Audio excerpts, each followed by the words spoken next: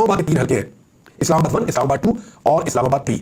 यहाँ जो फॉर्म 47 और फॉर्म 45 के दरमियान तजादात है, उस हवाले से उन्होंने एक रिपोर्ट तैयार किया। उसके मुताबिक मुझे बता रहे हैं कि जिन उम्मीदवारों को जीता हुआ करार दिया गया फॉर्म 47 के मुताबिक, वो उम्मीदवार कम वोट ले सके हारने वाले उम्मीदवारों के मुकाबले में। यानी जो रनर अप है, जो दूसरे नंबर पर आने वाले उम्मीदवार है, उनके वोटों की तादाद बहुत ज्यादा है।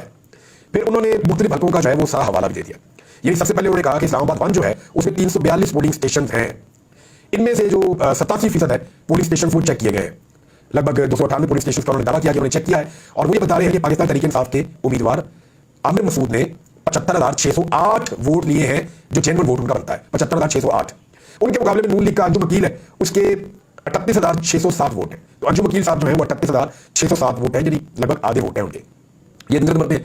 लेकिन इलेक्शन कमीशन ऑफ पाकिस्तान की वेबसाइट पर अपलोड करदा फॉर्म 47 के मुताबिक पाकिस्तान तहरीक इंसाफ की हमायत याफ्ता उम्मीदवार के वोट जो है वो 75,608 से कम करके 44,317 कर दिए गए, और नून लीग के उम्मीदवार के वोट 38,607 से बढ़ाकर 81,958 कर दिए गए। और ये 76,000 से ज्यादा वोटों का इन्होंने फर्क डाल दिया। ये जो एक तरफ कम करना एक तरफ बढ़ाना, 76,000 वोटों का इन्होंने फर्क डाल दिया इसके अंदर।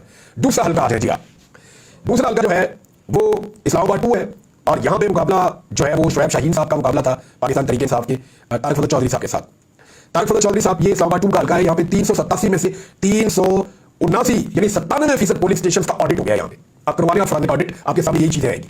97% पोलिंग स्टेशन पे बताया जाए, उसके मुताबिक शोएब शाहीन ने 1,01,061 वोट लिए, जबकि तारिक फजल चौधरी ने 49,528 वोट लिए, यानी आधे वोट से भी कम लिए तारिक फजल चौधरी साहब ने। अब वो ये कह रहे हैं कि फॉर्म 47 के अंदर क्या दोनों की गई कि तारिक फजल चौधरी साहब का जो वोट है वो बढ़ा के 1,01,397 कर दिया, और पीटीआई के उम्मीदवार के वोट शोएब शाहीन साहब के 86,794 कर दिए, और 66,000 वोटों का यहाँ पे जो है वो दोनों की गई। 66,000 वोटों की धांधली यहाँ पे की गई है, एक तरफ से कम और एक तरफ से ज्यादा किए गए। यहाँ एक पोलिंग स्टेशन का उन्होंने मिसाल भी दी, और उन्होंने कहा एक जगह ऐसा वो पोलिंग स्टेशन 384 में 181 वोट थे तारिक फजल चौधरी के, उन्हें एकदम बदल के 1,181 कर दिया गया। और ऐसी बहुत सारी चीजें जो है वो बार बार यहाँ पे मिलती हैं।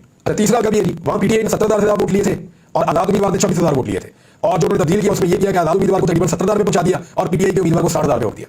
यहाँ पे भी 53,000 की एक धांधली की गई है, दोनों भी की गई है। तो ये सारी दोनों भी और सारा तरीका वारदात भी उन्होंने लिखा है। पतन की जो इंटरनेशनल रिपोर्ट है ऑर्गेनाइजेशन की, उन्होंने सारा ऑडिट करके एक एक चीज का कच्चा कट्टा खोल दिया है। और ये अब एक और सबूत आ गया धांधली के, इलेक्शन को कोई नहीं मानेगा, इस इलेक्शन को कोई नहीं मानेगा, ये मानने के काबिल इलेक्शन ही नहीं है। बहुत पैसा भी कौम का जाया कर दिया गया, वक्त भी कौम का जाया कर दिया गया। फिर वजह नागरिक जिस वक्त मैं ये वीडियो रिकॉर्ड कर रहा हूं, अभी NA 148 मुल्तान का ज़मीनी इलेक्शन मुकम्मल हुआ, तो उसके नतीजे होंगे जब आएंगे तो अगले व्लॉग में आपको बताऊंगा। लेकिन वहां से जो रिपोर्ट्स आई उसके मुताबिक बक्से तो लोगों ने भर दिए हैं पाकिस्तान तहरीक इंसाफ के उम्मीदवार के लिए, बहुत बड़ी तादाद में लोग निकले और उन्होंने वोट डाले। अब देखना यह है कि पीपल्स पार्टी के उम्मीदवार को